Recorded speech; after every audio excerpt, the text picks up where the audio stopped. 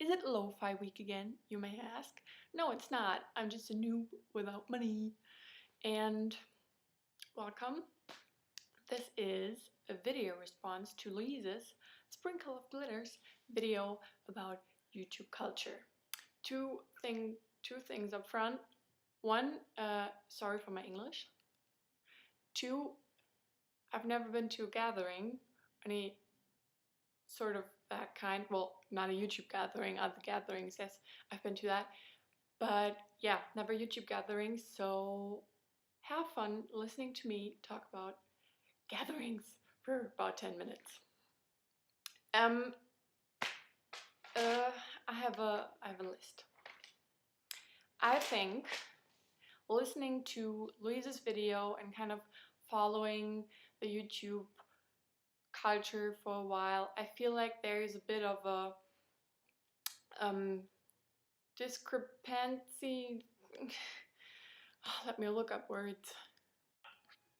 Looked it up. Discrepancy is the right word.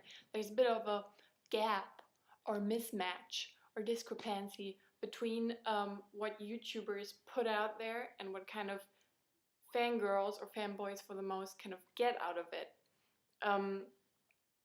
YouTubers usually put work out there for the sake of that work, and fangirls often what they receive is more about that person, about that personality. And I think this is where we're kind of the problem with YouTube culture that we have originates. So what I kind of thought about, what would be a nice thing if at gatherings, at conventions of any sort of that kind, there would be like two different kinds of passes. One pass for people that are more interested in the work that YouTubers do, and one for people that are more interested in the person behind the work, so to say. So at the moment, all we have really is at gatherings, at conventions, we have people that go for the person. Personally, I wouldn't consider myself a fangirl. I would consider myself someone who watches for the content. Not judging, by the way. I don't think that there's anything that's better, or I think it's just two different kinds of viewing, of being entertained, so to say. So personally, I never went to a gathering. At the moment, I would not consider going to an event exactly because of that reason. I don't see why I would want to pay a lot of money and stand in line for hours and stand in huge crowds of people just for the sake of getting one picture and, a hug from a person that I'm not that, I mean, not that I'm not interested, but like I care more about the work that people do. That's what I'm interested in.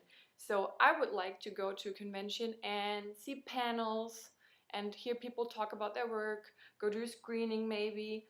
And I also feel that maybe YouTubers would enjoy that more, because from what I've gathering,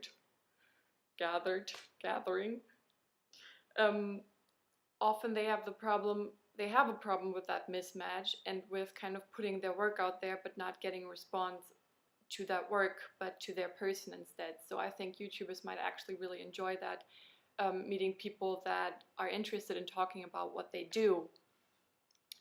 Now, and that would be something I'd be willing to pay money for and go to.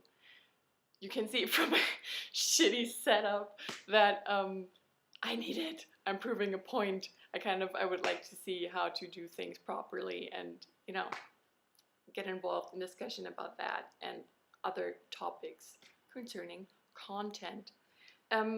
As for viewers that are mostly fangirls, fanboys, I find it hard to really have an opinion on that because I'm not a fangirl, so I don't really feel like I'm entitled to an opinion here.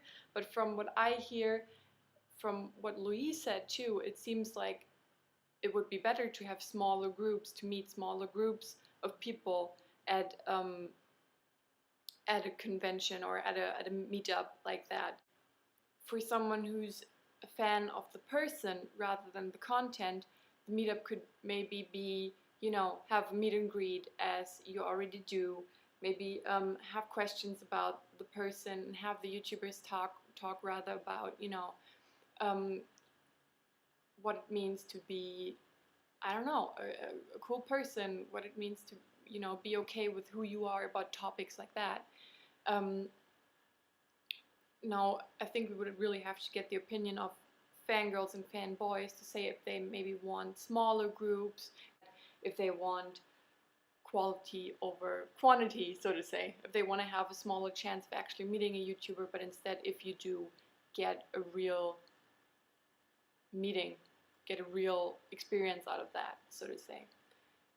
As for YouTubers in that setup, I could imagine, because YouTubers already say it's super exhausting, it's weird to be idolized like that, it's not a situation in which they want to be put, because again, they do what they do for the content, for the work that they do, not for being admired as a person.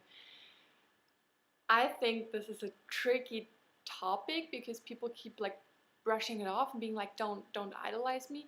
But I think especially like people like Louise are such amazing role models. I remember when I was like 13, 14, I would have loved to have YouTubers there, to have people, actual real people there that talk about insecurities, that talk about mental health, that show what they look like without makeup, just to have real people, you know, not those perfect actresses and models that you see on mainstream media all the time, that kind of give you the feeling that's what you have to be like, and that obviously like puts you down. So I feel that actually YouTubers are great role models, and in the end I think it can't be denied that there is that demographic and that there are lots of young girls and boys watching.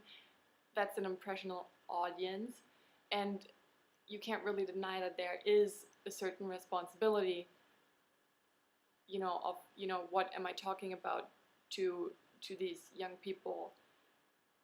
Don't talk about like girls have to shave their arm hair, for example, is one of those things I wouldn't talk about. But yeah, it's, being a fangirl is normal at that age. You're figuring out who you are. You're obviously looking up to people. And rather than shaming people for being in that stage of their life and for being unsure about who they are and maybe looking up to people, I think it would be much more productive to just talk to them and help them, and help them figure out who they are. And you're not doing that when you're looking down on them. So I would love it if we could stop this culture of fangirls are ruining YouTube and they're annoying, and this is, you know, they're ruining the experience for everyone, because I don't think they are. You have people like, for example, like Tyler Oakley, who really kind of embraces the people that watch them and create like this amazing fandom from what I've seen, that are supportive and that are great with each other. And this is what you get when you treat people a certain way and embrace them. They will react that way also, because maybe those are 14-year-old girls and boys, but they can be they're people and they're responsible, and just because they're figuring themselves out doesn't mean they're crazy. This has become kind of a rant over shaming fangirls rather than gatherings. But yeah, to sum up, I think it would be great if we would have that kind of if we would divide gatherings into two categories. Also because I feel like it wouldn't exclude people in any sort of way. It would just get people to choose, what am I? Am I a fan of the content, or am I a fan of the person? Both are equally great, and we would get like two different experiences, both of which are really important. We would kind of get this other side to YouTube again, I feel, that was maybe more present in the beginning, when we had the viewers be as, you know, creative people as the content creators, and where it was more of a community that kind of looked at that stuff, rather than having this division between this discrepancy between the content creator and the fans.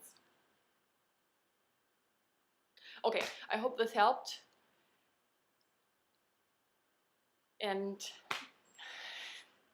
thanks for everyone who watches this, and